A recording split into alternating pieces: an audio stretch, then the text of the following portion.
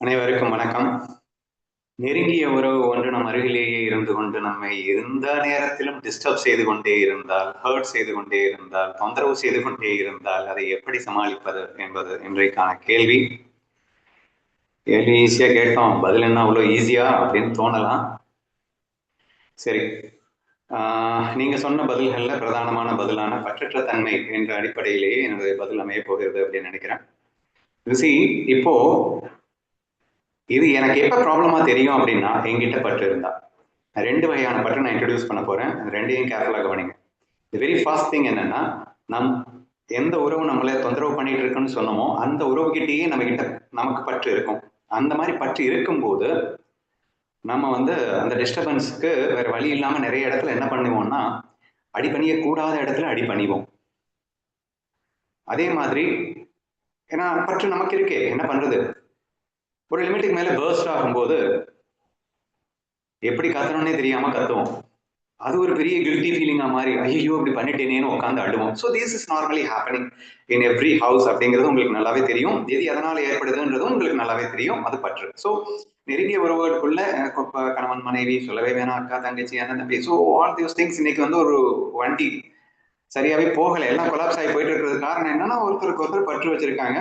அப்போ ஆட்டோமேட்டிக்கலி அவங்க இவங்க சுதந்திரத்துல குறுக்க வருவாங்க. வேற வழி இல்லை, இவங்களும் அடிமையா தான் இருப்பாங்க. ஒரு லிமிட்டுக்கு மேல பர்ஸ்ட் ஆகி அவங்க சுதந்திரத்துக்குள்ள போய் கடிப்பாங்க. அப்போ அவங்க பர்ஸ்ட் ஆவாங்க. So all this is happening. இது அன்றாடம் நடக்கக்கூடிய ஒரு விஷயமாக இருக்கின்றது அப்படின்னு புரிஞ்சுக்கோங்க. அப்ப இதுக்கு தப்பிக்கிறதுக்கு என்ன வழின்னா, சோ ஈஸி, நீ பற்று இல்லாம இருக்கணும். சரியா? இந்த இடத்துல தான் ரொம்ப முக்கியமான பாயிண்ட் நான் கொண்டு வர போறேன். சோ அந்த உறவு கிட்ட மட்டும் நீங்க பற்று இல்லாம இருந்தா நீங்க ஜெயிச்சிட்டீங்கன்னு அர்த்தம் கிடையாது. அந்த உறவு கிட்ட மட்டும் பற்றில்லாமல் இருந்தால் நீங்கள் ஜெயிக்க முடியாது. உலகத்தில் ஒட்டுமொத்தமாக பற்றற்ற தன்மையில் இருந்தால் மட்டுமே நீங்கள் ஜெயிக்க முடியும் அப்படிங்கிறதான் என்னுடைய பதிலா நான் வைக்கிறேன். சோ அது என்னப்பா புதுசா என்னமோ சொல்றீங்க அப்படின்னா, எஸ், ஆக்சுவலி இந்த லைக்ஸ் டிஸ்லைக்ஸ் நம்ம அடிக்கடி பேசிட்டு இருக்கோம். எந்த உறவு நம்ம டிஸ்டர்ப் பண்ணிட்டு இருக்கோம் அந்த உறவு கிட்டயே நம்ம கிட்ட லைக்ஸ் இருந்தது அப்படின்னு சொன்னா நம்ம அடிமையா இருப்போம். அவங்க ஒரு லிமிட்டுக்கு மேல நம்ம டிஸ்டர்ப் பண்ணும்போது அந்த லைக்ஸே டிஸ்லைக்ஸா மாறும். மறுபடியும் லைக்ஸா மாறும், டிஸ்லைக்ஸா மாறும் அப்படிங்கிறது ஒரு கதை. சரியா? தெர் இஸ் ஒன் மோர் கதை இருக்கு. அது என்னன்னா, இப்போ நான் இந்த உறவு கிட்ட இருந்து பூரணமா லைக்ஸ் இல்லை என்கிட்ட. இந்த உறவு கிட்ட எனக்கு எந்த லைக்ஸும் இல்லை. ஆனா எனக்கு வேறொரு இடத்துல லைக்ஸ் இருந்தது அப்படின்னு வச்சுக்கோங்க. அப்போ நான் சந்தோஷமா இருந்துட முடியுமா அப்படின்னு கேட்டா கண்டிப்பாக முடியாது அப்படின்னு சொல்ல வரேன். ஏன்னா இங்க டீலிங்ல லவ் மிஸ் ஆயிடும். அங்க லைக்ஸ் இங்க டிஸ்லைக்ஸா மாறிடும். இங்க பியூர் லவ்ல டீலிங் அப்படிங்கிறது வராது. ஏன்னா நீ வேற ஒரு இடத்துல லைக்ஸ் வச்சிருக்க அப்படிங்கிற காரணத்தினாலேயே டோட்டலா நீ கொலாப்ஸ் ஆயிடுவ. அப்போ பற்றற்ற தன்மை என்பது பூரணமாக எதிலேயுமே பற்றற்ற தன்மை. எந்த ஒரு பொருளாகட்டும், மனிதர்களாகட்டும், விலங்குகளாகட்டும், பறவைகளாகட்டும், ஒவ்வொரு எதுலையுமே பற்றற்ற தன்மையில நான் இருந்தேன் அப்படின்னு சொன்னா, அப்போ ஆட்டோமேட்டிக்கலி இந்த விஷயத்த ரொம்ப ஈஸியா என்னால டீல் பண்ண முடியும் அப்படின்றத புரிஞ்சுக்கணும். அது எப்படி நீ பற்றற்ற தன்மையில இருந்தா மட்டும் டீல் பண்ணிடுவியோ அப்படின்னு கேட்கலாம். So simple. ஃபுல்ஃபில்னஸ் அப்படிங்கிறது அப்பதாங்க வரும். எப்ப யாருக்குங்க பற்றற்ற தன்மையில் இருக்க முடியும்? தன்னில் தான் எப்போதும் நிறைந்து ஆனந்தத்தில் திளைத்துக் கொண்டிருக்கும் ஒருவனால் மட்டும் தான் எதிலேயுமே பற்றில்லாமல் வாழ முடியும் என்பதை நீங்கள் புரிந்து கொள்ளுங்கள். சரியா? கம்ப்ளீட்லி ஃபுல்ஃபில்டா நான் இருக்கேன் அப்படிங்கிறப்போ ஆட்டோமேட்டிக்கா அவங்க படுற கஷ்டம் அப்படிங்கிறது எனக்கு என்ன டிஸ்டர்ப் பண்ணவே முடியாது. ஏன்னா நான் ஃபுல்ஃபில்டா இருக்கேன். ஸோ எனக்கு கண்டிப்பா டிஸ்டர்ப் பண்ண முடியாது. அட் தி சேம் டைம் அவங்க படுற கஷ்டத்தை நான் ஃபீல் பண்ணும்போது நான் லவ்ல தான் டீல் பண்ணுவேன். ஸோ சிம்பிள் ஃபேக்ட் இல்லையா? அப்போ நீங்க சொன்ன அந்த ஃப்ரெண்ட்லி கேம் அப்படின்னு ஒரு விஷயம் சொன்னீங்க. எக்ஸ்ட்ரீம்லி சூப்பரான ஒரு விஷயம் தான்.